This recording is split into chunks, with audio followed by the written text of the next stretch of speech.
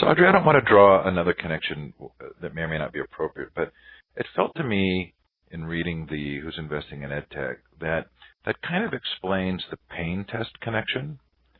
Right? I mean, Yes. pain potentially leads to higher demand and need, not necessarily solving problems, but where people would spend money. And do you think that's connected to sort of the need for higher returns?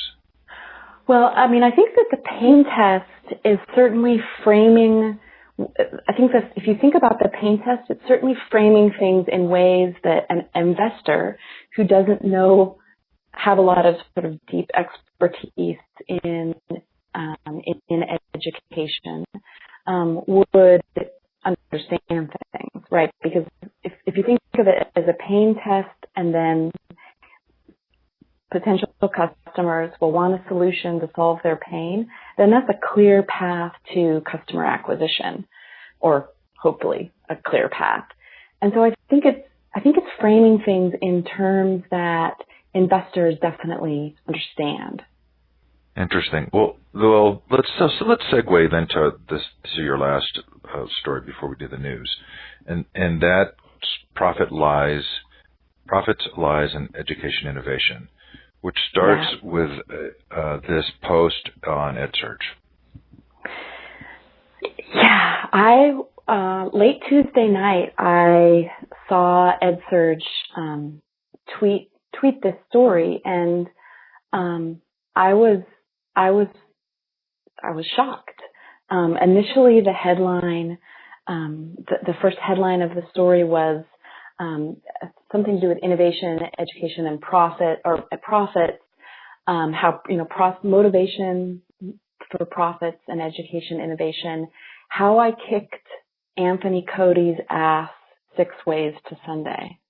And the post actually never mentions Anthony Cody, who's an Oakland-based teacher that's been engaged over the past couple of months in a debate, or I'll call it a dialogue, a back and forth dialogue with the Gates Foundation on this question of what is the role of profit in education. And so I was shocked. I mean, I was really shocked to see Anthony Cody be sort of his name be invoked in this way in the headline. When I woke up Wednesday morning, the headline had been changed, which is good. But the substance of the post remained the same, and I think that there's plenty to be upset about within the contents of the post itself. But the headline, the initial headline, I thought was shocking.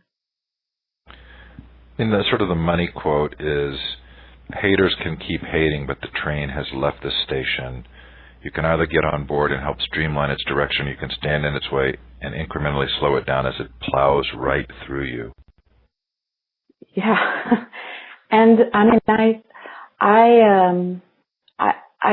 think that this post really represents, to me, this post, and I don't know, I mean, I haven't talked to anyone, from EdSurge. One member of EdSurge has commented on my response, but I haven't had a conversation with Betsy Corcoran or anyone about this. But to me, this post really, this post by Tom Siegel, who is a venture capitalist, really uncovered the ugly side of investors entering this space and the way in which they envision education, the way in which they're willing to sort of distort the truth to further their own agenda, and the way in which that they would sort of engage in these sorts of threats and painting pictures of people of their sort of enemies. That really, I think that in education, we're actually quite accustomed to disagreeing. You do that all the time in education. It's actually a process that's very generative for new ideas and, dare we say, innovation. And so I was really stunned to think that anyone who disagrees is a hater, and anyone who disagrees is actually just going to be sort of violently plowed through, have their ass kicked. That this sort of, it to me struck me as so antithetical to the spirit of education that the post really revealed revealed, I think, more than it intended to about the motivations of those of investors. So you sort of brilliantly weave the two stories together. One is the post on EdSurge, and the other is the appearance by Jim Groom at the Ed Startup 101 class, a video which I watched probably almost twice because I went back and repeated sections several times to write down quotes and take note of them. I watched it twice. Jim Groom? I watched it twice as well, which is funny because it's an hour long. So, what was the difference in messages?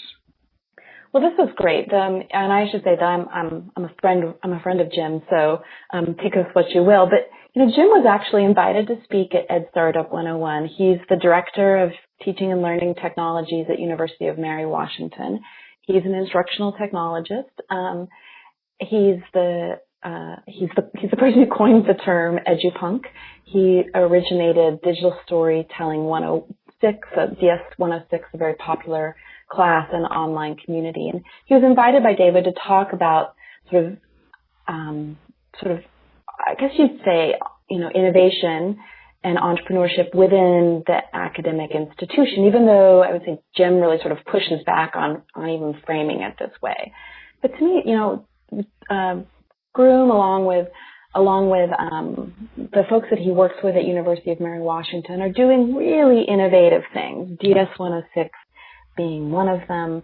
They have a new pilot project there, a domain of one's own, that I think, to me, absolutely undermined this argument that Tom Siegel made in EdSurge, that without the motivation of profit, that there will be no innovation in education. Really an insulting argument for anybody who works in education, for any teacher or student or administrator who clearly does innovative things each and every day.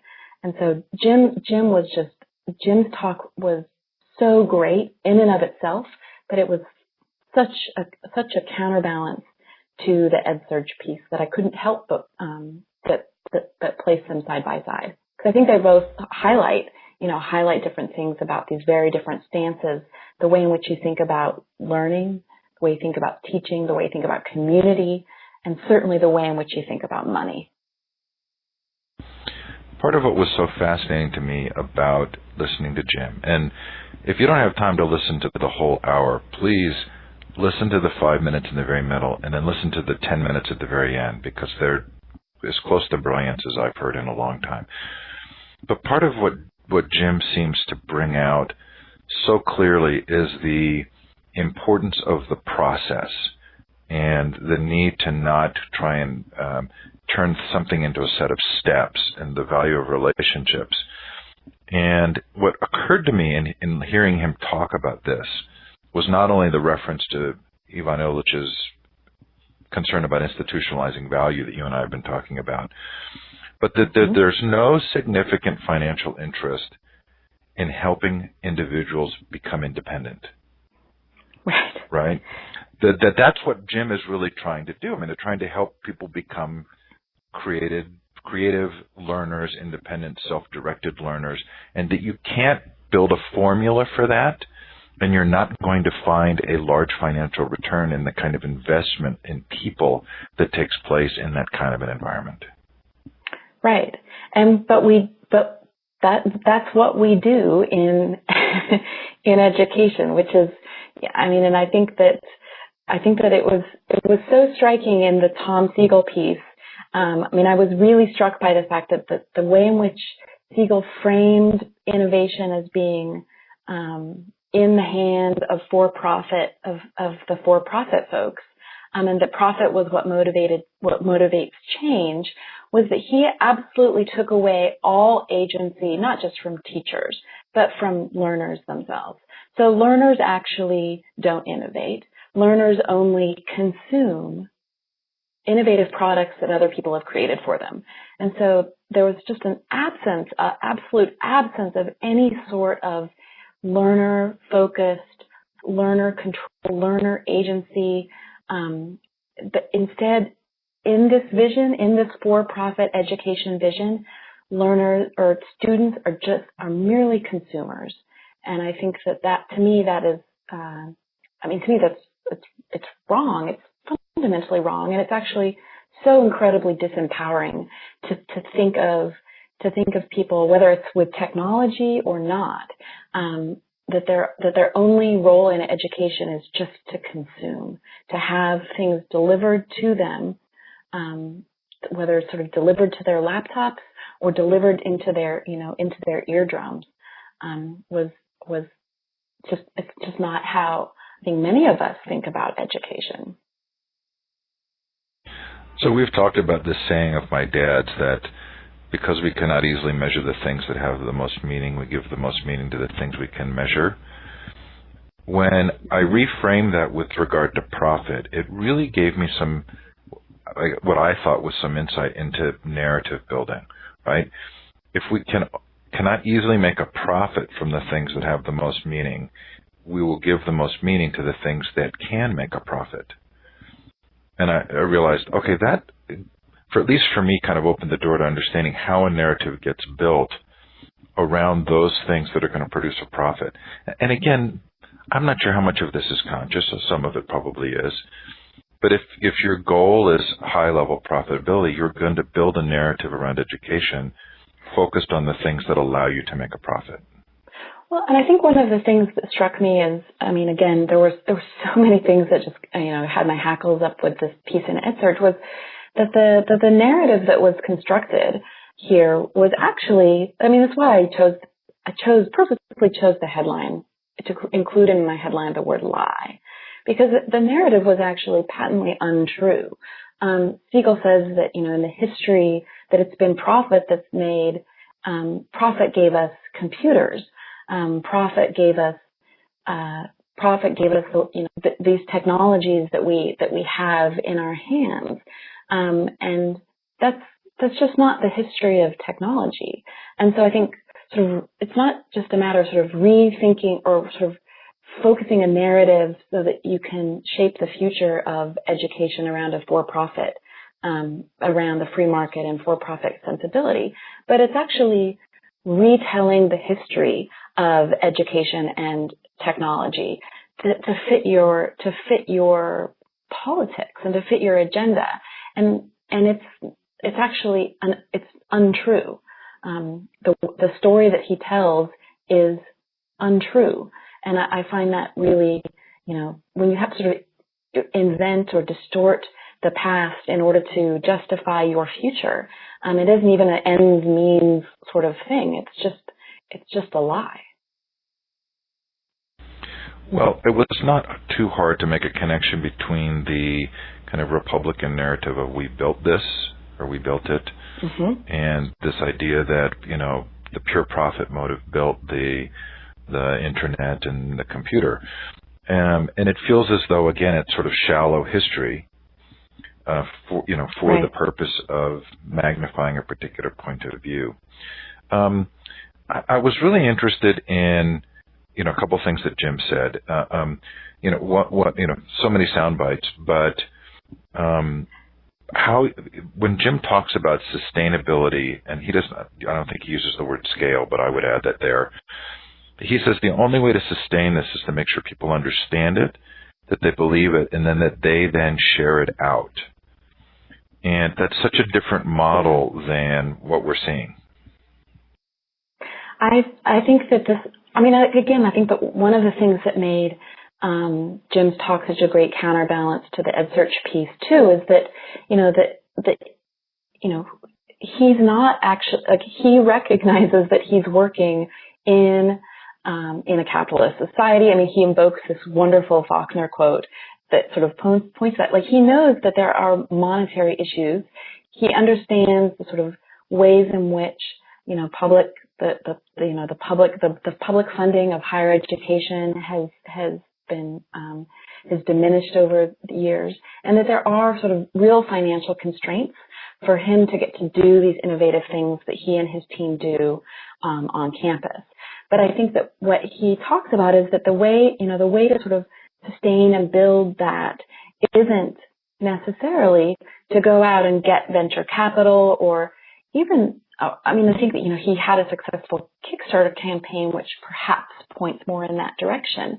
But it really is to build a community of innovation, to make sure that you're building a culture that understands what you're doing and why, and that there's a sustainability in the human side of things. And again, the sort of networks that we can build with one another, sharing our work across the web, for example, that make things grow, that are a different model of growth and a different model of sustainability than the for-profit world thinks about. It's about human capacity. It's not about sort of technical capacity or selling more products. That scaling is about, growing the human side, not about more computers. Right. Well, he's talking about scaling experience and scaling process, Mm-hmm. which is again sort of the great question of education, which is, and David Wiley sort of chimes in about education being relationships and being this Mm-hmm. impact that individuals have on each other. So how do you scale that kind of individual impact? And I think in Jim we see the kind of vision of how that would happen that's so one-to-one related and not here, open the LMS box, type your name in here. He has this sort of significant negative reaction to this idea of sort of a checklist of things that someone would do, that doesn't really actually accomplish the end goal. I think that this is what's so wonderful about the new pilot project at University of Mary Washington, the Domain of One's Own project. And there's this interesting moment where they sort of talk about the funding for this and sort of recognize that it's actually a hell of a lot cheaper to give every student their own domain than it is to give them an iPad. And so sort of it's interesting that, again, thinking about whether it's ownership of data or process, that education is sort of latched on to the iPad and is overlooked as really a cheaper and a more empowering solution. And that is, can we give, students get their own domain? This isn't just while they're students at the university, that they get sort of a umw.edu / Bill Smith namespace. They get their own domain. The university hosts it while they're there, but then helps them through the process of how do you set up a WordPress blog? How do you, how does your space operate technologically? But then how do you use that in order to sort of share your ideas, exchange your ideas, participate in an online educational community with your peers, with experts, with the rest of the world, but sort of on your own terms, under your own name, on your own space. And I think it's, comes back to this thing that you and I talk a lot about, how do we equip students and help build students' own skill set so that they really can have control and agency over their own learning, and then over the ways in which they demonstrate that to the rest of the world. It's really, really important. Yeah, I love that project. I love the whole concept. And again, it did feel to me like, although he doesn't use the word agency, right, that it is about building agency and independence, which is just such a great model for me of what education can be. I want to touch briefly on what I felt was maybe a little bit of a disconnect between Ed Startup 101 and this particular interview. I haven't watched the other material, so I don't know the context. But David Wiley said, while David agreed and was very positive and encouraging of what Jim was saying, at one point David said that he had seen that the core problem that they both at one point are addressing, which is that projects start and then there isn't continual funding for them. There's nobody who wants to fund building independence. Those are my words, not theirs. And David talks about seeing that and feeling like the solution was bringing in sort of entrepreneurial activities. Jim never really comes back to that or addresses it. But isn't there a little bit of a disconnect there?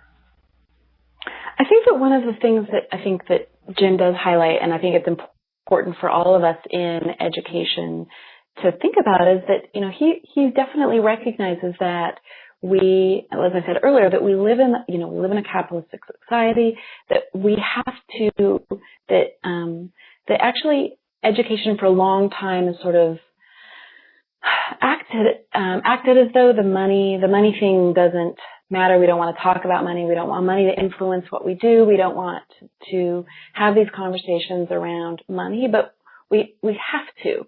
And I think that it's becoming clearer, particularly with the shifting power between the public dollars going away and this influx of private investment for profit motives, that we do need to have a better sense of articulating how do we sustain, and I mean financially sustain, smart and innovative projects, initiatives that we undertake. And I think that it's not clear. I don't think that the answer.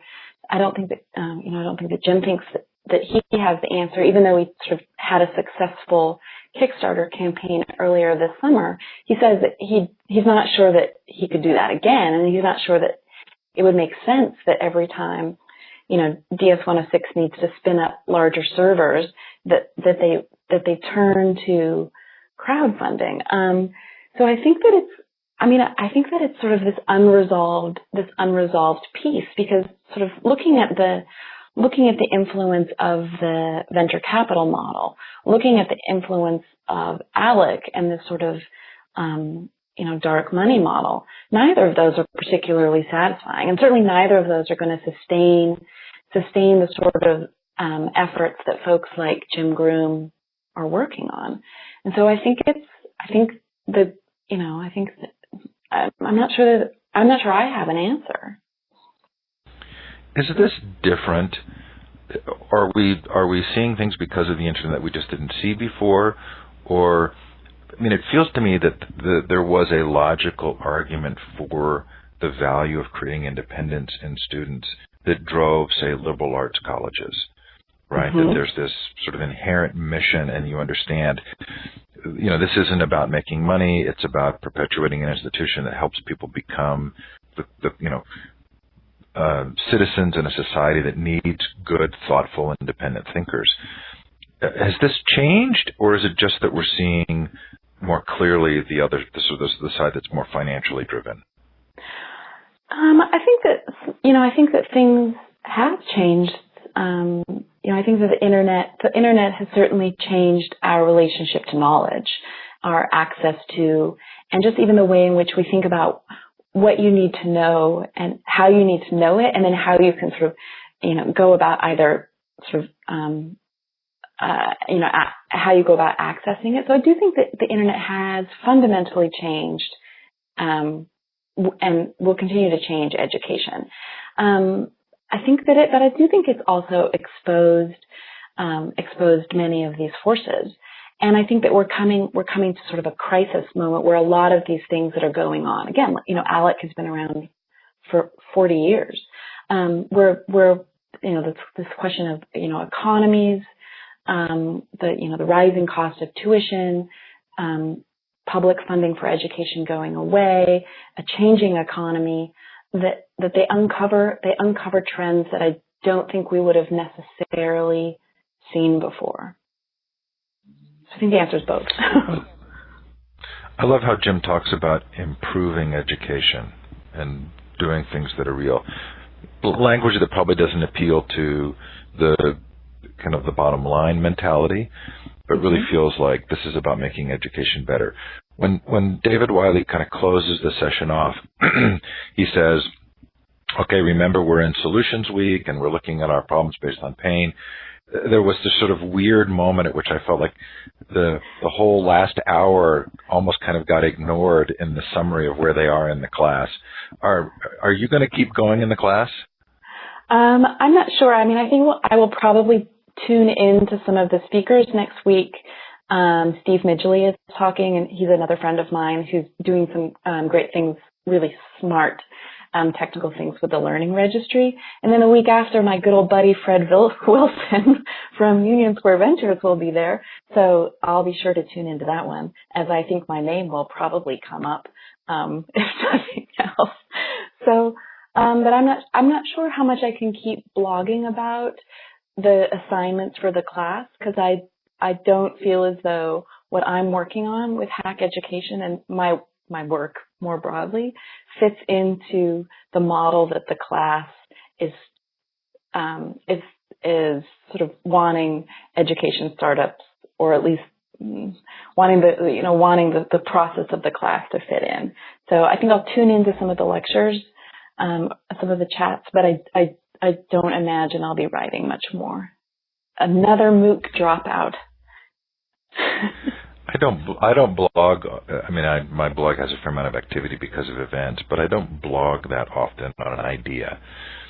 But it's rare that I blog on an idea and get so little response as my blog post on the pain versus value propositions.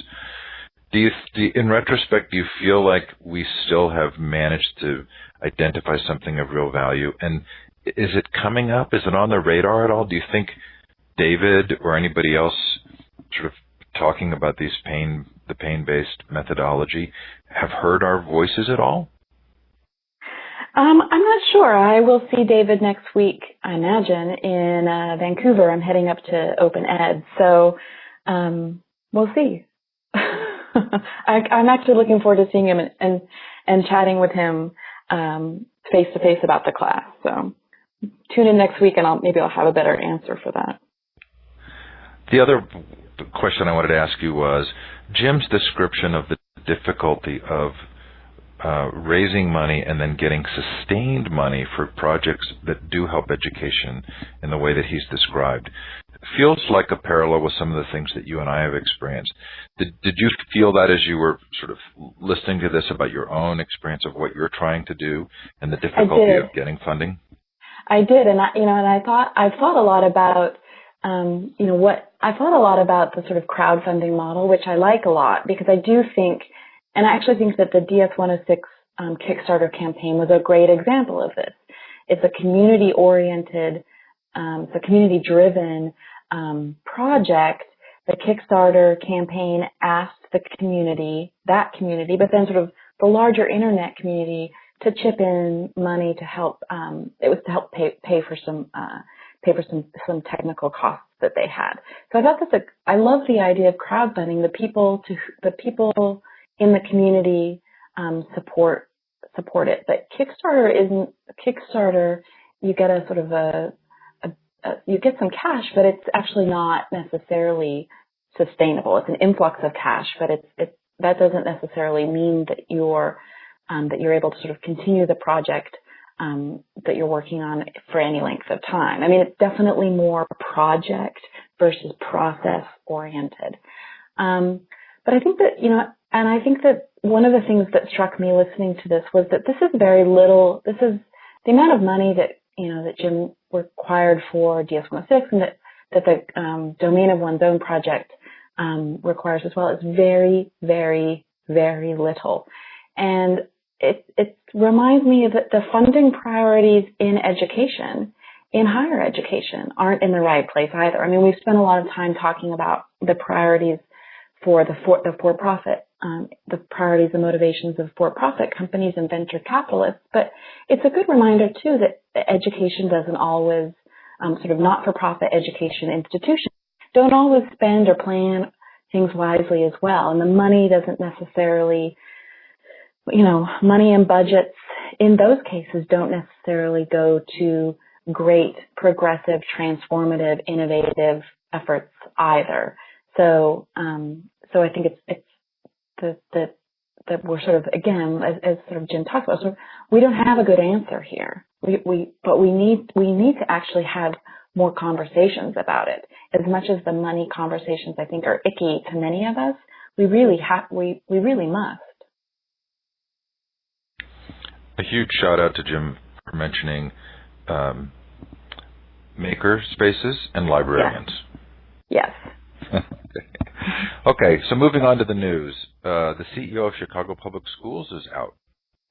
Yes, isn't this interesting? This is, of course, follows the recent teacher strike. But Jean-Claude Brizard was actually hired by Rahm Emanuel to sort of help speaking of trains plowing you over, to help sort of bring Emanuel's education agenda into the Chicago schools. He's only been there, I think, a year and a half. And he's out already, replaced by the person who actually negotiated the deal between the city and the teachers union. So, such are politics in Chicago, perhaps. A big victory for universities with regard to the digitizing of books. This is huge. This is a real win for universities and for fair use. Many universities, as part of the Google, were working with Google as part of its book scanning initiative, and in order to sort of scan the books in their collection and then make that, once rights were secured, make that accessible to searchable and accessible to folks with disability. And that the Author Guild, much as though like their lawsuit against Google, sued these universities. They're known together as the Happy Trust, for their sued them for copyright infringement. And a judge this week threw it out, arguing that this process of scanning was transformative enough in a way that, and it was acceptable, fair use, and that it was actually important for people with disabilities. So this is a huge win for libraries, a huge win for universities, and frankly, a huge win for Google that settled last week its lawsuit with the publishers as well. Lorenzo Garcia, the former superintendent of El Paso Independent School District, is sentenced to prison for test score fraudulent activity. Yes, more cheating. It's we've talked about several of these cases, but here's another example of the ways in which the pressures to sort of perform well, the way in which it's been attached to sort of funding, has brought out sort of the worst behavior among certain teachers and certain administrators. He gave the students in his district a pretest, sort of assessed who wouldn't do well on the No Child Left Behind mandated assessments, and then made sure that those students didn't actually take the tests. So, wow. Diane Ravitch posts a list of financial contributors to the campaign for legalizing charter schools. Yeah, this is the third time now that there's been a ballot measure in the state of Washington to legalize. Allow charter schools in the state. There are currently no charter schools in the state of Washington. The voters have rejected it twice now. This year, the big guns are coming out again. This connection between the technology and school reform. Again, Amazon and Microsoft, both members of ALEC, but Bill Gates. The Bill Gates family, Paul Allen, Microsoft folks, along with Jeff Bezos and his family, Amazon folks have donated millions to the pro charter school initiative. So it'll definitely be it's definitely a ballot measure to watch, particularly since the state has rejected it several times before, but now we're seeing just huge amounts of money being used to buy ads on the airwaves there. So I haven't been following Promethean, but they obviously have not been doing well and are deciding to open source their platform.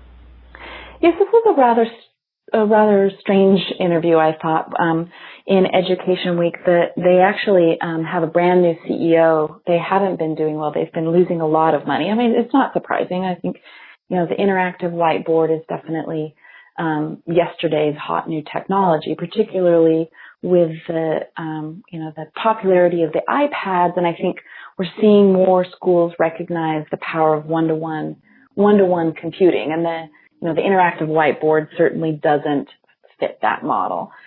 I thought it was very strange to hear that they're thinking about open sourcing, and it wasn't clear what that was any more than what I call open washing, a sort of gesture towards openness. I couldn't tell if this was hardware components or software components, if this was about making these whiteboards more interoperable with other people's software.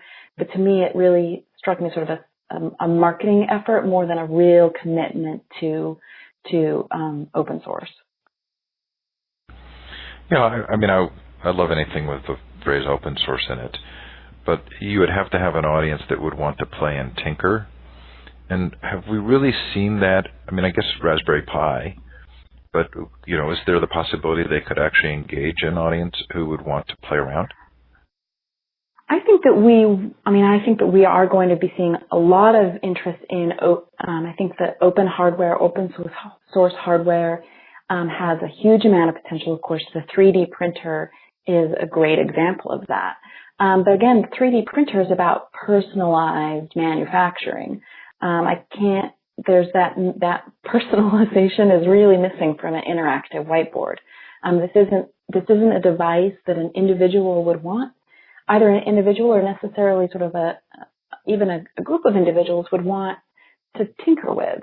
So the hardware piece, I think the design of an interactive whiteboard strikes me as something that just isn't going to easily move into the hands of people. So I'm pretty skeptical. I don't want to dwell too long on this story, but it raised a couple of issues for me. Another one was just this whole idea of when a product becomes obsolete, the sort of financial value to the investors who are in that company and their desire to keep a product valuable to the marketplace.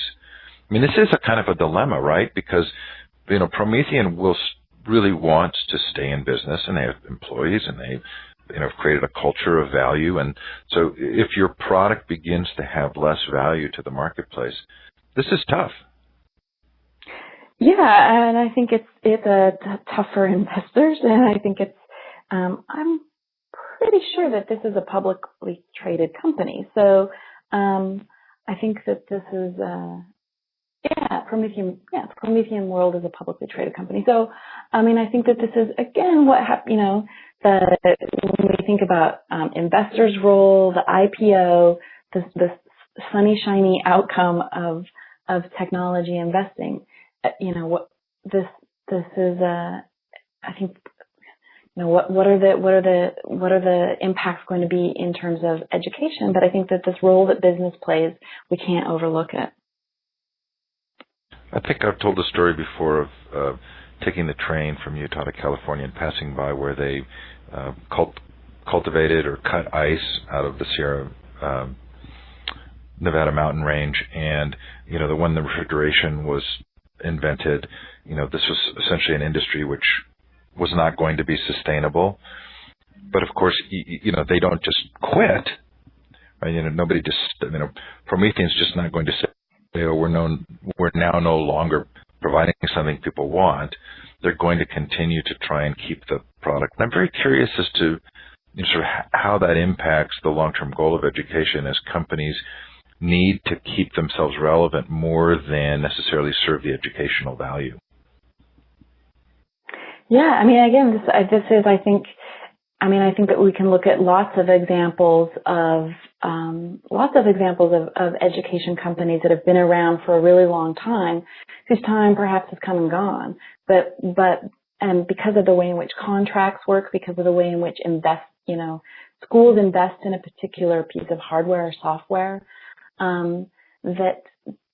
because of licensing models, and because of, I think, of brand identity as well, that we still end up using things that we needn't use anymore. Blackboard is another example of this. Do we need Blackboard? Do we need the LMS? And but are we going to perpetuate the LMS business beyond sort of the function that it provides us because that's, because we've always done so, and because, we have these long-term contracts with these companies.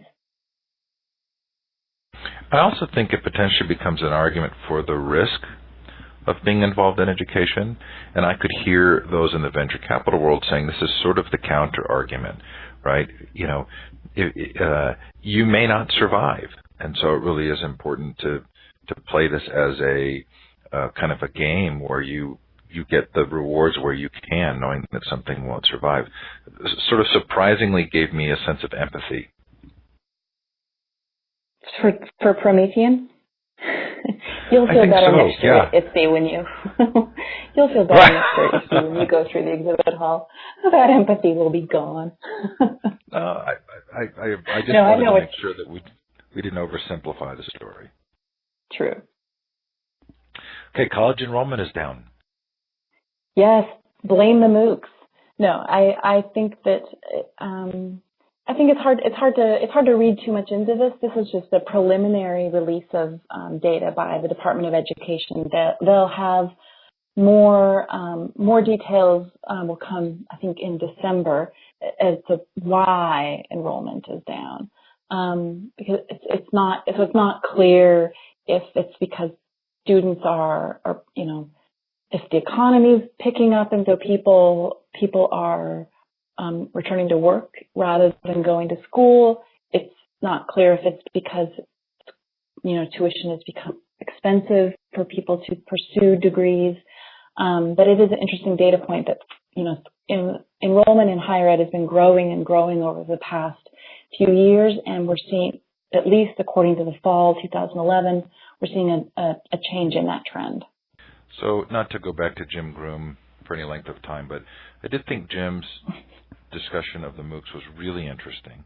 I wish that he had clarified that he was talking about XMOOCs rather than CMOOCs, but his criticisms of the MOOC, I felt, of the current incarnation of the MOOC, I thought was fascinatingly well targeted for me.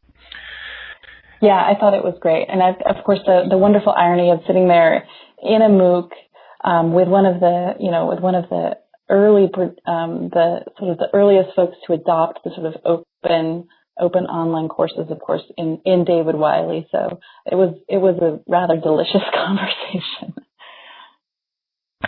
That was funny. Okay, so as a parent who's struggling with this on my own, it was heartbreaking to hear that 40% of American teens now own an iPhone. Yeah, it's not surprising. I doubt they own the latest iPhone, but the cost of the old models is down to, I think, almost nothing. Or I think that the older models are getting to the point where they'll give them away with a 2-year Verizon or AT&T contract. And so I think that I'm not surprised, and I think that Apple has really we're well positioned in its branding to appeal to teens. I think we can say less about the 62% that say they want one. I've lost the battle. Okay, and finally, on a really positive note, Sir John Gurdon, who wins the Nobel Prize in Medicine, calls out his biology teacher. I love this, actually. He showed off his report card that said from his biology teacher at Eton College, nonetheless, who said, John may be interested in science, but he's terrible at it, and pursuing a career would be a waste of time for him and a waste of time for those who tried to teach him. And so I thought it was a wonderful demonstration of sort of following your own passion and your own dreams, and sort of not listening to people who doubt your capabilities. Audrey, thank you for following your passions and your dreams, and for thank you. A really fascinating week. Before we turn off the recording, do you feel like we did justice in our conversation to the 3 posts this week, was there anything that didn't come out that you really wanted to talk about? I think that we can touch, I think we'll continue to talk about these things. I feel like we cover, we certainly covered the things, sort of the initial impetus behind my writing them as well. So I think we did all right, but I definitely think there's so much more to talk about in all three of these areas, and the connection between power, politics, money, and who's shaping the future of education, but who's shaping the narrative about the future of education. In some ways, to me, it really felt like you hit a sweet spot of your talent and ideas with a need for conversation.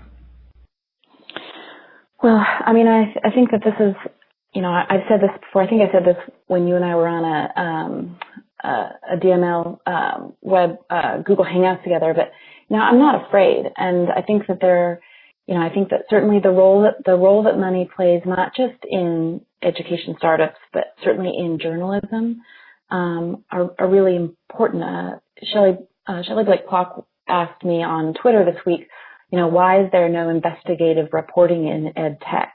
Why, where are the stories that are uncovering, some of the exploitation that goes on? And I think that we are going to have to do and I feel like it's sort of what I want to do is sort of be really vigilant about where the money goes, as we're at this moment where sort of another moment. It's not new, but it's this moment where we're going to see a flood of investment into education technology, and sort of following the money, and as I said, following the narratives that are shaping these conversations, shaping the conversation about education failing as something that, ALEC has certainly made it, and members of ALEC have made it their mission to have a certain conversation about why school is failing and what we can do to fix it. And so I think that it's important to me to not be afraid to offer a very different vision of what's wrong and what's innovative. Thanks again, Audrey. Thanks, Steve.